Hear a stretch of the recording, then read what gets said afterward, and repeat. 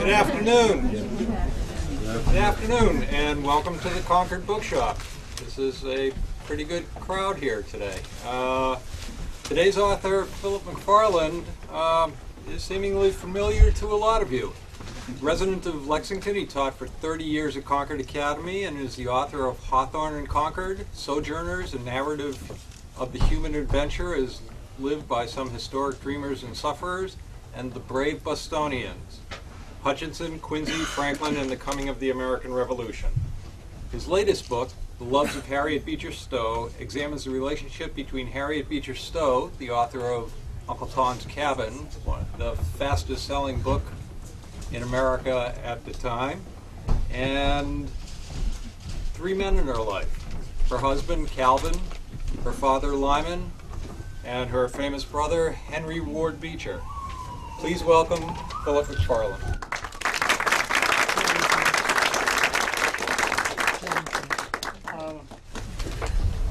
It is a great pleasure. It is a thrill to see so many friendly, kindly, well-disposed faces before me. I see one whom I saw at the Boston Athenaeum at the early in December, and I ask the indulgence of that one person as he or she encounters many familiar sentences.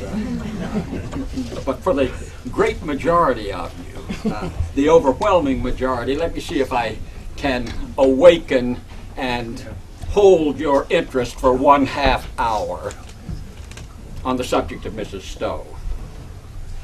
In trying to do so, and I will keep to a 1/2 hour, and that means I'm going to follow my script pretty closely.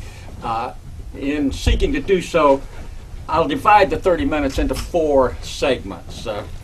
I'll begin by reading the first page of Loves of Harriet Beecher Stowe, my book on Mrs. Stowe that was published by Grove Press at the end of last year. Then let me say a few words about Mrs. Stowe's life to refresh the collective memory and to establish who she was and why she matters. After that, I'd like to read a more extended excerpt, probably 7 to 8 minutes in length, from the interior of the book, about a third of the way through. And then finally, after a few words, moving from that midpoint in her life to her old age, I'll say some transitional remarks before concluding by reading the last page of the book in hopes of leaving you with a sense of the shape of her life and the shape of the narrative as a whole. So when I can you hear me all right? Yes. Better than if I get my voice distorted through a microphone. So I'm going to put that right down there, and let's begin. Loves of Harriet Beecher Stowe, Chapter 1, Westward Bound. Start with a coach lumbering westward over country roads and its occupants singing. The year is 1832 in mid-October. After a week in Philadelphia, one of those travelers would recall some 70 years later, we chartered a big old-fashioned stage with 4 great horses for Wheeling, Virginia, and spent a week or more on the way, crossing the Alleghenies before ever a railroad was thought of, and enjoyed every minute of the way.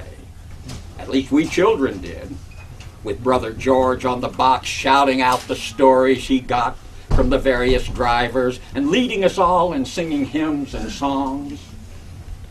Fully alive and fresh from Yale at age 23, George was keeping busy in the breeze topside, chatting with the stage driver, urging papers of religious uplift on chance passers-by, and leading his family below in song, up to 9 voices in their chorus all together. Another of the number, 21-year-old Harriet Elizabeth Beecher, described the same scene with the journey still in progress. The, quote, obliging driver, good roads, good spirits, good dinner, fine scenery, and now and then some psalms and hymns and spiritual songs. For with George on board, you may be sure of music of some kind.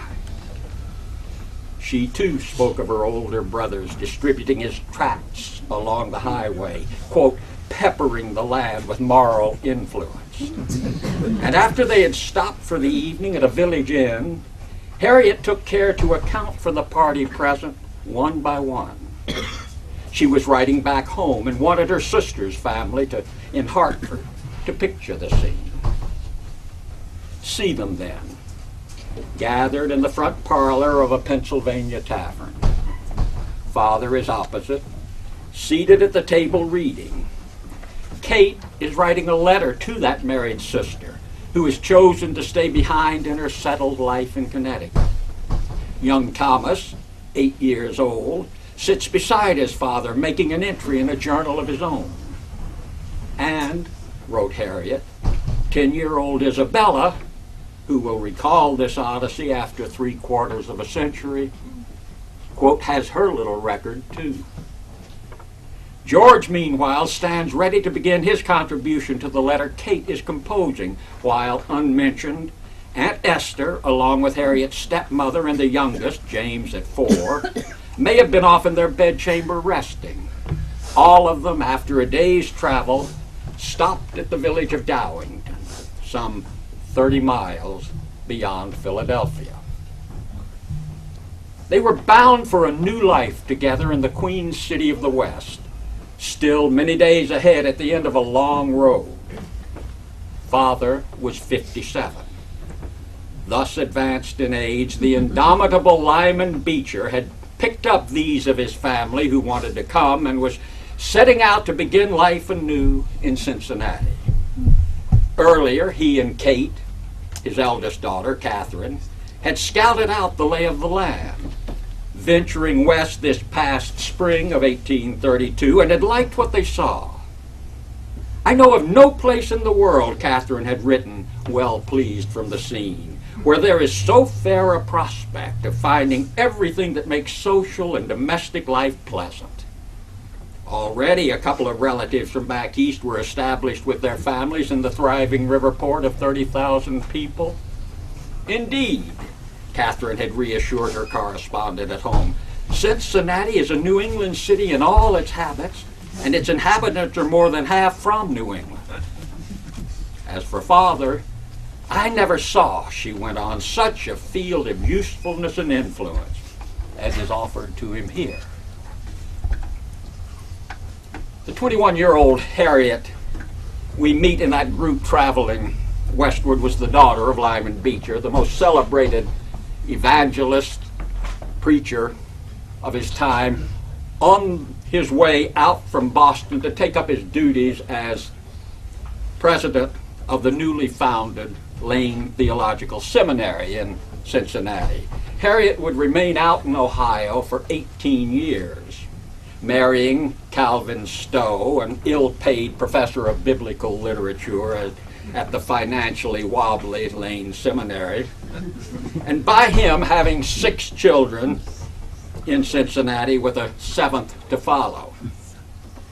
Mrs. Stowe's life in Ohio was difficult, much of it spent in the kitchen and nursery, frequently in poor health. The entire family was in poor health, and always with little money, though she did somehow find the energy and the time to write magazine sketches for various outlets in the East and there in Cincinnati, for which she earned a bit to supplement the family's very meager income. The 6th of her children, her favorite, died when he was a year old, horribly, in a cholera epidemic. With his mother helpless and anguished at his bedside, amid the child's screams and unable to do a thing, not one thing, as she bemoaned, to relieve his suffering, except pray that death would come soon.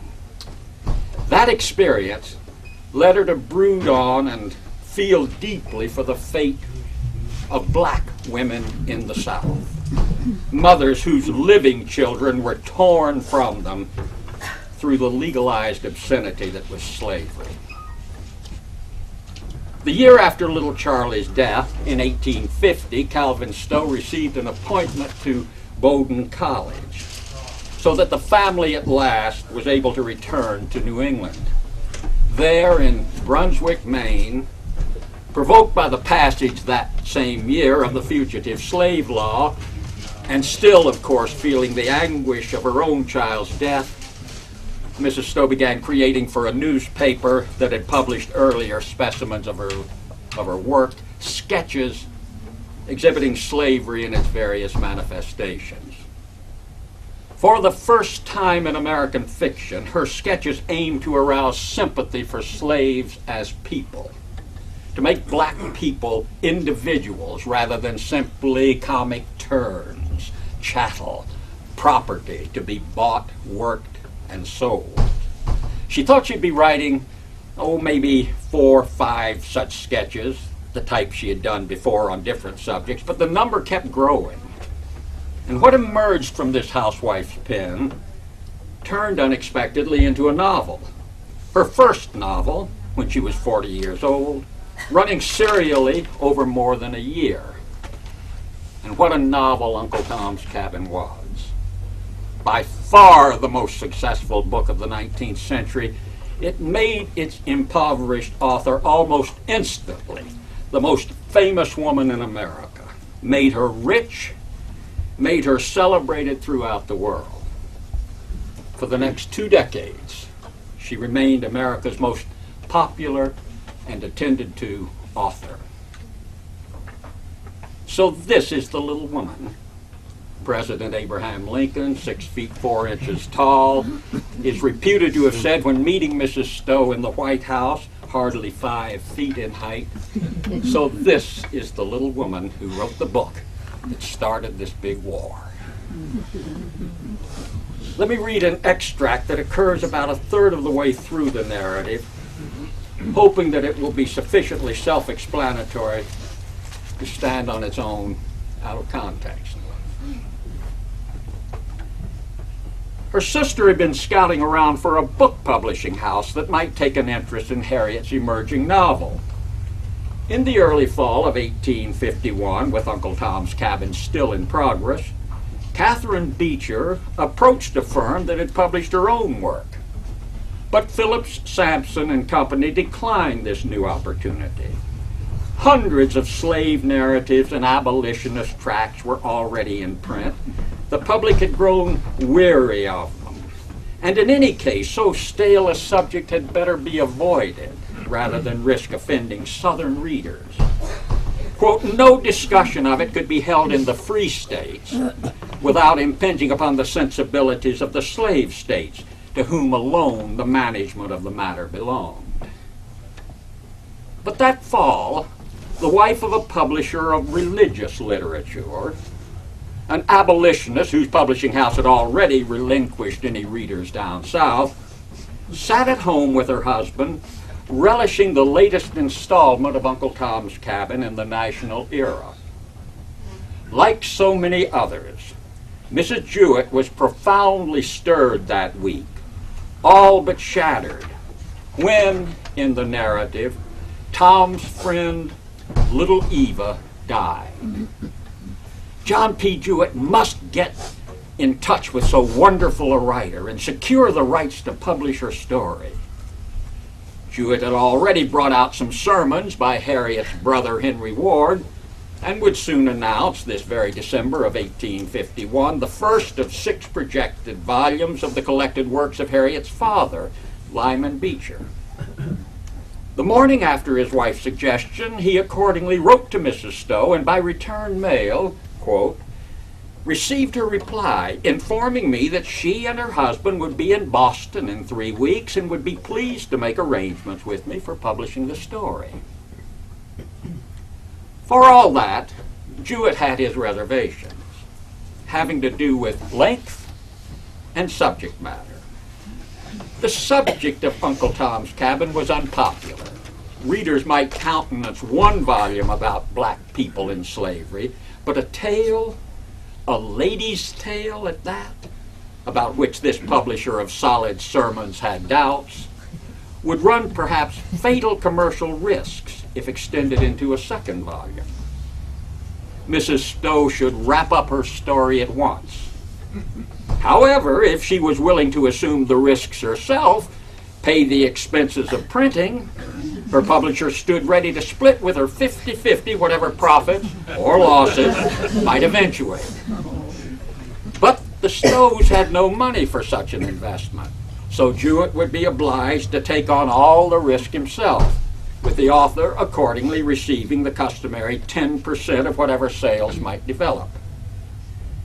And all the while, the novel kept growing.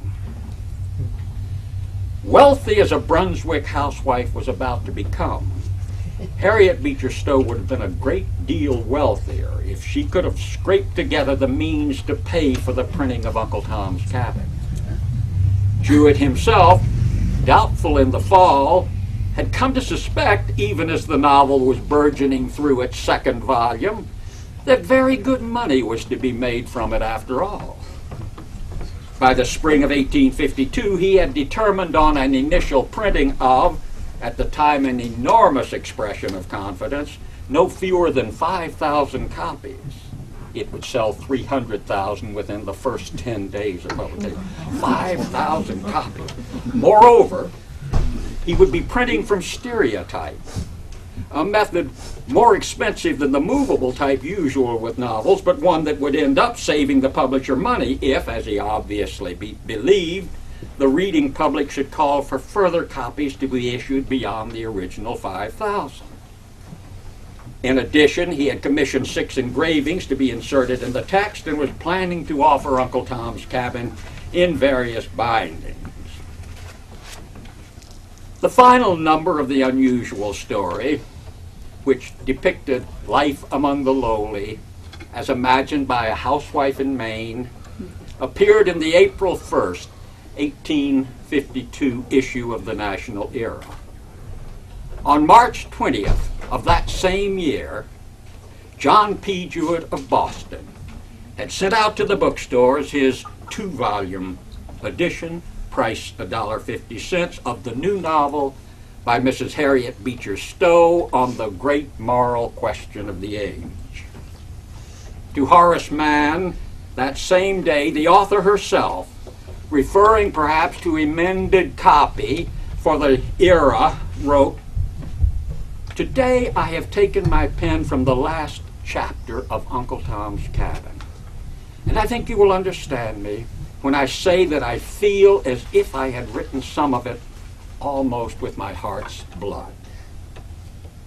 She would come to believe of the long trance-like period during which the novel emerged, that God had composed it, that she was merely his vessel, listening and, as it were, writing to dictation.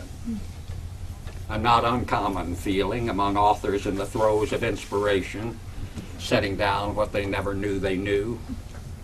And after those final proof sheets left her hand, or at least she would remember it thus, and in the third person, write of the moment in a later preface to the novel, it seemed to her that there was no hope, that nobody would hear, nobody would read, nobody would pity, that this frightful system, which had already pursued its victims into the free states, might at last even threaten them in Canada. Maybe that spring she did feel so. No hope, with nobody to hear or read of or pity the victims for whom she had tried to speak. She was, after all, only one woman, a daughter, sister, wife, and mother, who had written a first novel seeking to persuade the Union that it must disentangle itself from an institution of colossal economic importance with which its fate had been lucratively intertwined since before the founding. What chance was there that an appeal in such a form, from such a source, could make a difference?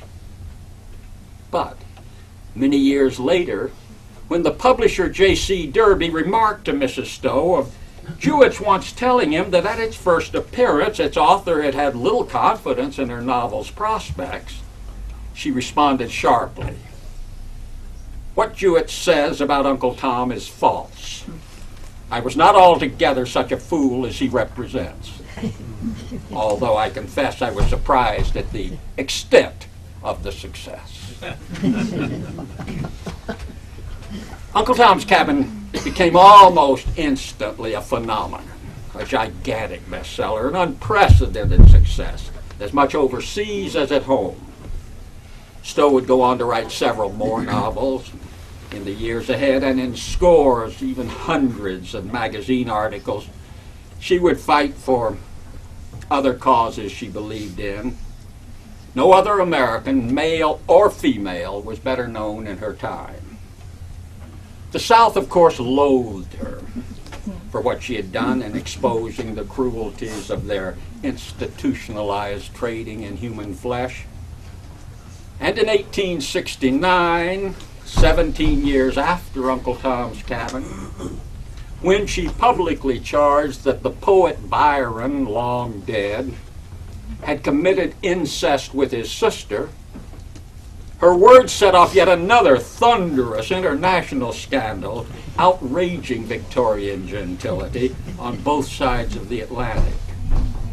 But Stowe had felt duty bound to tell the unpleasant truth about that as well as she had about slavery.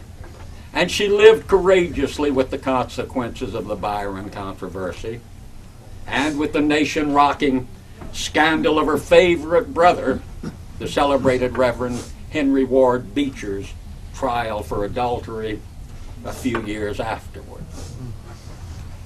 All of that's talked about in that book.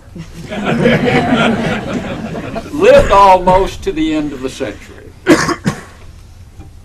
As an old lady in her home at Nook Farm in Hartford, Mrs. Stowe was afflicted with senility, though apparently she was content enough and occasionally enjoyed moments of clarity when her old, beautiful gifts of expression and imagery came back. Let me read, for instance, a single paragraph before I conclude. During one such lucid interval, as late as 1893, when she was past 80, Harriet, writing to Oliver Wendell Holmes, 3 years her senior, described her brain as, quote, tired out. She told her old friend that she no longer used it at all.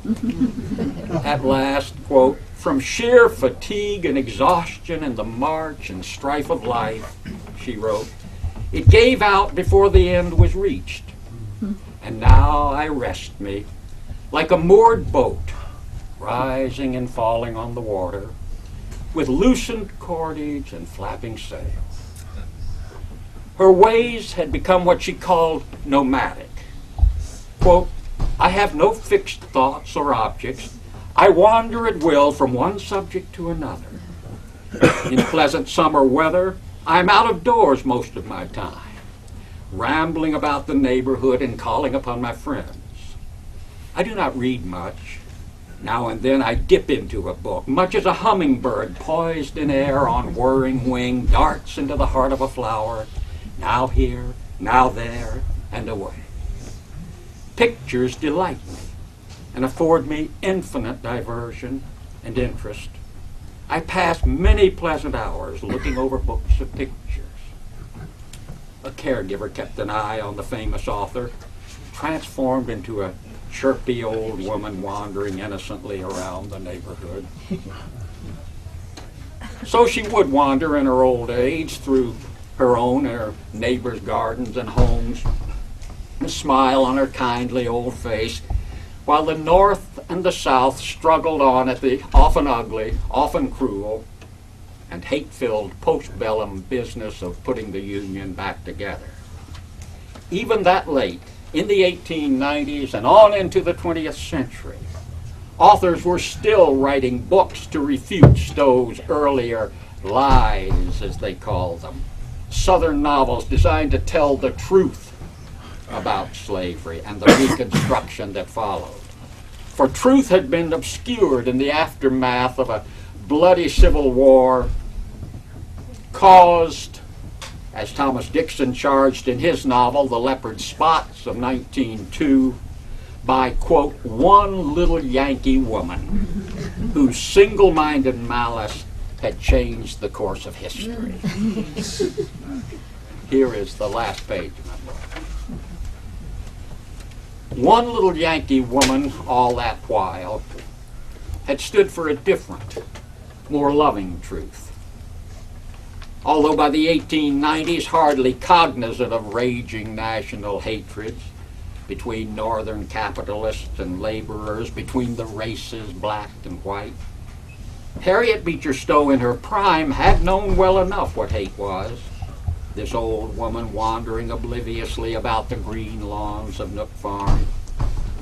Earlier she had felt deep hatred for the foul stain of slavery, and hatred for the radical threats to family of the Woodhull witch, and hatred toward that courtesan Guiccioli, mistress to Lord Byron.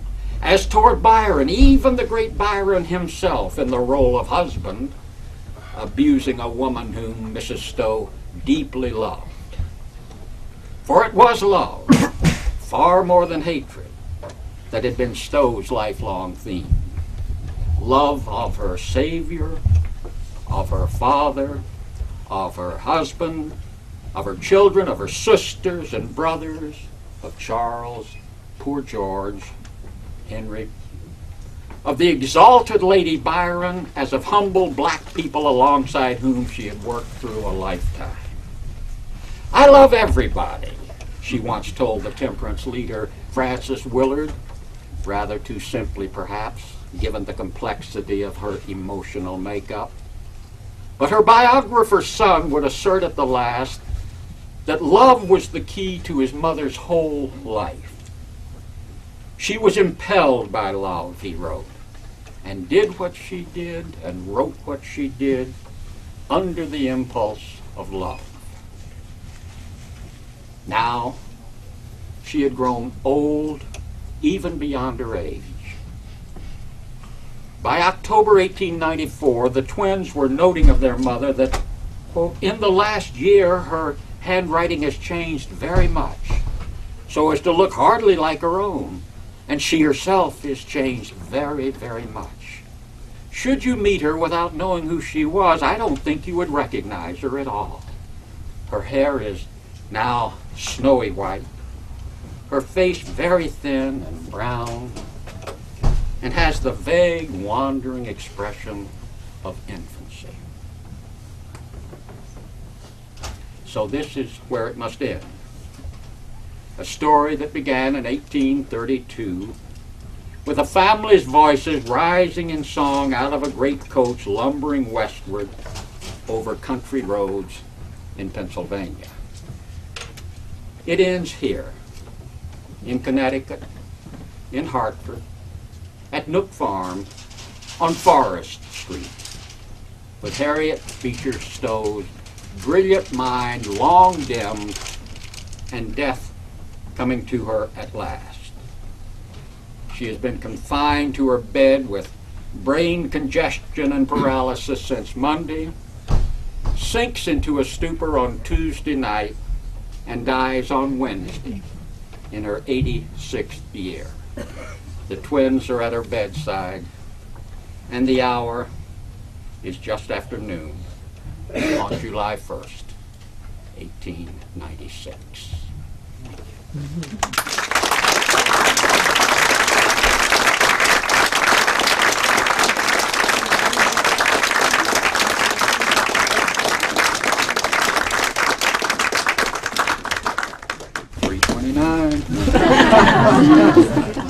They asked me if I would take questions, and I would be very happy to take questions if you have any.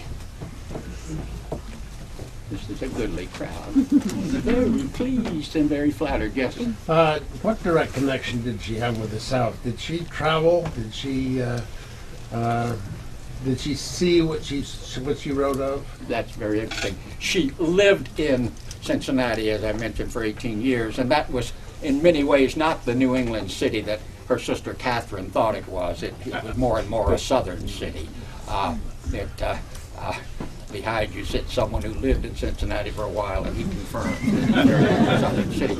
And she encountered many black people who were fleeing slavery, some of them working in her household, and she would discover that they were fugitive slaves and their master was looking for them, and then she would help them escape. She traveled to Kentucky once. This was her sole venture before the Civil War into the South, with a friend who's a teacher that she knew whose family owned a plantation in Kentucky. So she was down for about 2 weeks in Kentucky visiting that plantation, and that's the sole extent of her first-hand experience with slavery. The friend remarked that all the time Harriet was there, she seemed not to be attending to anything that the blacks were doing, the slaves, and yet when she read Uncle Tom's Cabin, she immediately recognized this friend, Miss Dutton, recognized where all of the information about rural plantation life came from in the opening pages of Uncle Tom's Cabin. 10, 15, 12 years later. She had been watching it all and could reproduce it. She was very familiar with a volume of accounts of the abuses of slavery by a man named Theodore Weld, published in 1839, and she knew Weld, and she read this monumental collection of attested atrocity tales, legal, social outrages of the South. And so, and then while she was writing her book, she was in touch with people who had first-hand knowledge, so that it was on those bases that she formed. But it is remarkable that a quiet evangelical housewife could write a book like this book, because it is not a goody-goody book at all. It's full of the evils of slavery. Yes. And I think too, people may not always be aware of this, but I think she was quite fair with the South. She complicates the story of this, where she shows, for example, a northern abolitionist going south to stay with little Eva's family, and it turns out that the southern family is much more affectionate with its slaves than this abolitionist woman from the north who is uncomfortable with black slaves. And so she shows the complexities. Right. She said when she was, you're quite right, when she was proposing writing her sketches, she said to the editor of the National Era, she said that she meant to show the best and something of the worst of slavery. And she was condemning the institution, not Southerners, and the most evil person by far in the book is from Vermont, and Simon LeBrie. Yes. What, if any, influence did her writing have on Mark Twain's Tom Sawyer and Huckleberry Finn, or vice versa? They were neighbors, of course, in Hartford and knew each other well. She was of an older generation. She was born in 1811, yes, and he was born in 1835. So that though they were neighbors, and she thought very highly of his work, and he was influenced by her fondness for dialect stories, New England dialect stories.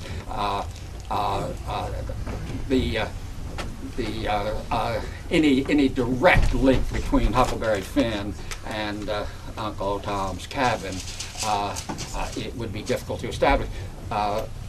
He was ambitious when he published The Innocents Abroad to write a book that would be as successful as Uncle Tom's Cabin, and it was enormously successful, and it did put Mark Twain in 1870 at the top of the pile, the most popular writer in America, and replaced Stowe in that position, but it didn't sell like Uncle Tom's Cabin. I had my ups and downs, but clearly the ups predominated, or I wouldn't have finished it. And looking back on the experience, it mostly, I love to write. I love to. It's a weakness of mine. Some people love to gamble, and I love to look at sentences and switch this phrase to the end of the sentence and see what happens, and take this adverb and move it there. And I can amuse myself with this for hours. So that generally I was more concerned with that than the emotion. But sometimes I was profoundly touched, and very, very impressed by the courage of the woman, by her compassion, by her again indomitability, like her father, like all the Beechers. Totally remarkable family, amazing people. I just wondered her age when she was at Nook Farm. She moved to Hartford from Andover, Massachusetts in 1862, and built a home there that she built in the wrong place. She put a lot of money into it, and then the slums took it over. And as Hartford became a more and more industrialized town, and during the Civil War with the Colt Firearms Factory and afterward, so she had to move out, and then she moved to Forest Street in Nook Farm, and she moved there in about 1871. So that she was born in 1811, so she was 60 years old. With her father, she was very, very strongly influenced because he was a dominating person. She admired him enormously, and as a child loved him a great deal. As a grown woman loved him. He was not always an easy man to be with because he was so strong-willed. He had 11 children who came to maturity. She was the middle child, 5 older and 5 younger. And the males, the male members, there were 7 of them, he made sure all became ministers, whether they wanted to or not. And they did become ministers, and remarkably successful as ministers.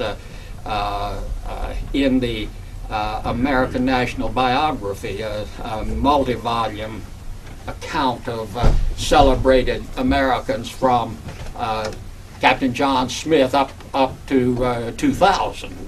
There are in that volume not only Lyman Beecher, but Catherine Beecher, her sister, as a great educator of the times, Henry Ward Beecher as the most phenomenally popular preacher. When Henry Ward Beecher died,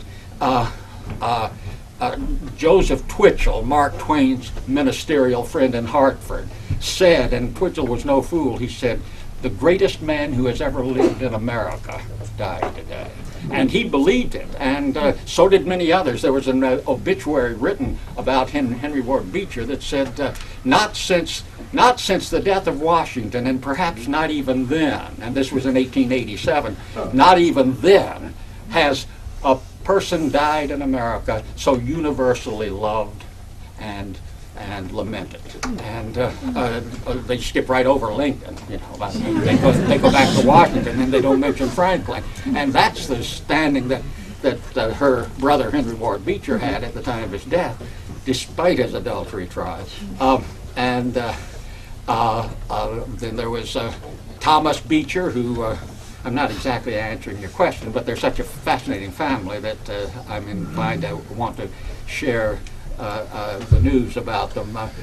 Thomas Beecher was a man who didn't want to become a minister, but he was an artisan. He was a genius with his hands, but he acceded to Lyman Beecher's desires and became one, and became a very successful one. There's a statue of him standing in front of Park Church in Elmira, New York right now. He was the minister of Elmira, New York for many, many years, and he and Elmira, New York was where Olivia Langdon grew up, and she became the wife of Mark Twain. So Mark Twain became a very close friend of Thomas Beecher, and Isabella Beecher Hooker, that little girl who started my story here, became a great women's rights advocate in the 1870s, and she is in the American National Biography. So is Henry Ward. So is Thomas. You know, the whole family. Edward, who was the first president of Illinois College and the minister at Park Street Church in Boston, was considered the most brilliant of them all. And he's not well known now, but he certainly was in his lifetime. George, who was on top of the coach riding westward that we met at the beginning of the reading, was considered the brightest of them all, but alas, he committed suicide when he was 40 years old. So the pressures were pretty fierce to be a Beecher. But and there was another who, likewise, James, who committed suicide. And he became a brigadier general in the war, and probably it was a post-traumatic stress sort of situation. So it's a colorful, brilliant family. They said at the time. America is made up of saints, sinners, and Beechers. Covered it. Lyman Beecher was said to be the father of more brains than anybody else in America. Between Harriet and Hawthorne, there was. They traveled together on a ship in 1860, coming back from England, and they became friends, as friendly as Hawthorne was with anybody. But she did become good friends with Sophia Hawthorne, his wife, and with Annie Fields. The three of them rode together for 14 days on the vessel coming back to America, and so they were close friends. Calvin Stowe is another story entirely, and it's a fascinating story. Oh, she wrote voluminously. She wrote 3 hours every morning, and somehow she just kept that time sacrosanct. And she wrote rapidly. She was a very fluent writer, and some of it good and some of it not so good. A lot of it not so good. A lot of it fugitive stuff. You know, it would have read a lot better to her contemporaries than it does to us. She wrote some social satirical novels of New York high society, and in the Edith Wharton mold before Edith Wharton, and they're not very good. In fact, they're very weak. But at the time, people were very excited about it, to have the great Harriet Beecher Stowe direct her attention to the contemporary scene. So it's very hard to read them now the way they would have been read at the time. But you're quite right. It's astounding how productive these people were. How productive Mark Twain was. He just didn't stop writing.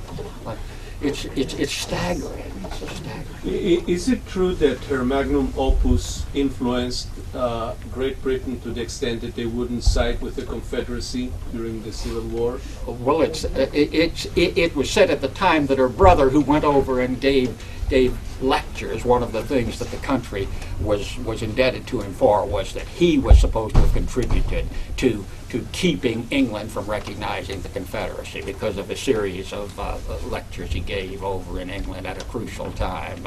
According to Oliver Wendell Holmes, he was the reason. Others have doubted that, but certainly her novel, Uncle Tom's Cabin, was every bit as popular in England as it was in America. And when she visited England in 1853, the reception was unprecedented. No other American had ever been received with the sort of adulation that she commanded. The question is, what was it about Uncle Tom's Cabin? If there were other books about slavery on the market, what was it that suddenly caused this book to take off? And I would think the reasons were twofold. The fact that she made slaves people, made them human beings, and that she awakened the sympathy of the reader for slaves. They had never thought about slaves as objects of sympathy. They had just it's just something you live with, like you live with the slaughterhouse, and you live with the carcasses in the meat department of the. Not to sound like a vegetarian, but I'm sure there are things that we're living with that are going to be equally astounding to our progeny somewhere down the line. How could they live it?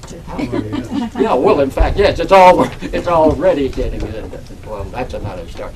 I'm thinking of the uglification of the planet, the global warming, being not attended to the way people are going to wonder what took them so long.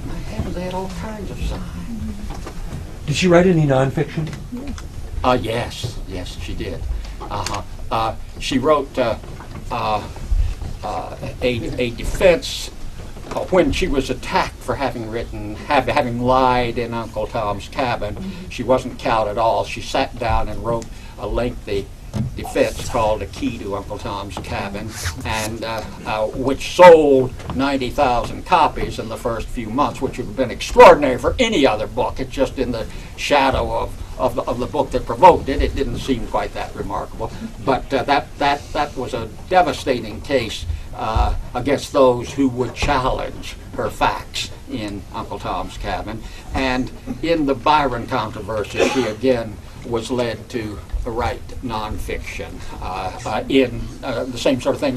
Her accusation against Byron was published originally in the Atlantic Monthly, and it had a subscription list of about 45,000 at the time. 15,000 people canceled their subscription instantly, a third of their subscription list. And she, rather than being cowed by this, sat down and wrote a book, a vindication of Lady Byron's life. Did you say she was a friend of Byron's sister?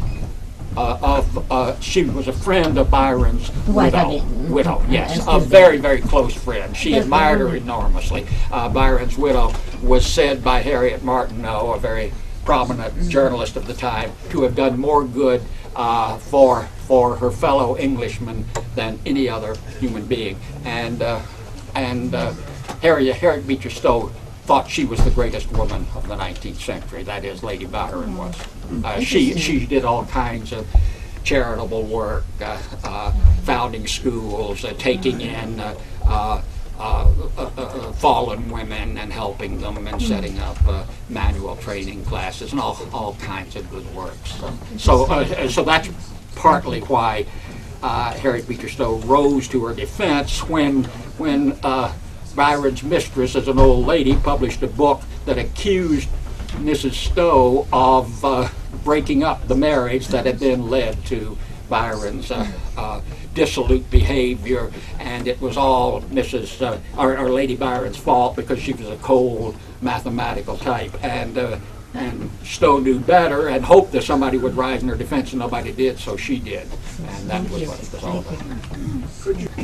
about. She wrote, as you know, two books on slavery, and then she won Uncle Tom's Cabin, and she followed that with Dread, D-R-E-D, A Tale of the Dismal Swamp, and then she began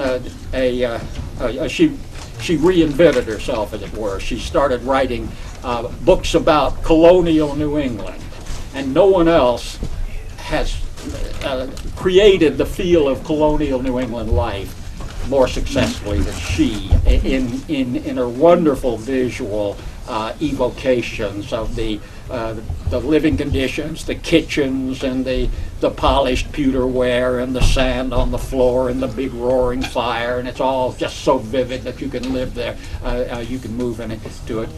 The Minister's Wooing was an early example of this. I think it was the first, was it not, of her colonial novels, and then she followed it with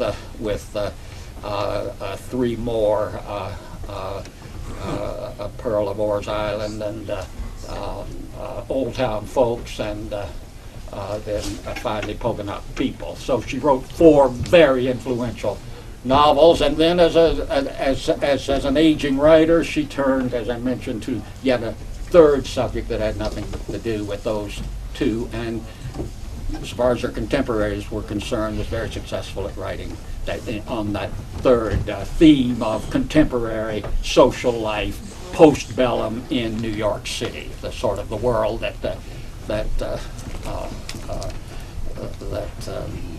who am I thinking of? I just mentioned her name, Edith Wharton, would be soon writing about much more effectively. That's probably, it's 10 of. I'm going to let you go, but thank you so much.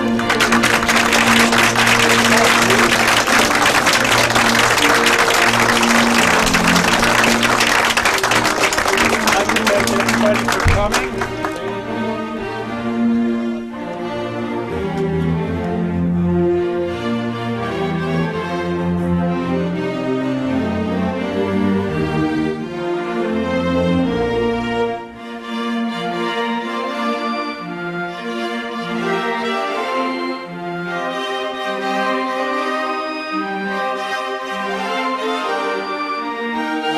Bye.